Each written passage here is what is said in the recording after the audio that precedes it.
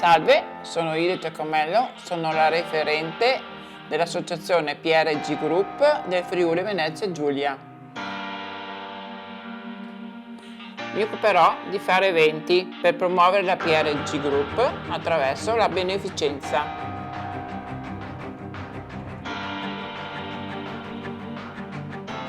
Selezioneremo le persone da inserire nei nostri progetti per chi ha più bisogno di noi.